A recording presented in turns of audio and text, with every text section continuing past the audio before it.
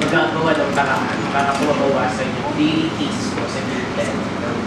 Yun. So, dapat yan magkaroon talaga ng fully awareness ng that's why nagbuo ako ng peer facilitator. So, yun yung aking paraan na kailangan na talagang meron akong katuwang ng mga estudyante. So, nagkaroon ako ngayon ng training, meron akong tinitrain ng mga bata. Meron na po tayong peer facilitator organization sa Imus National.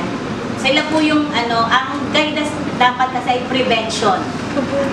So, parang hindi na maulit yung case ng mga bata na nambubuli, yung hindi sumusunod sa mga patakaran ng school. So, sila po yung iikot, mag-room para magkaroon ng awareness na paalala sa mga bata yung lahat ng ating mga school policy.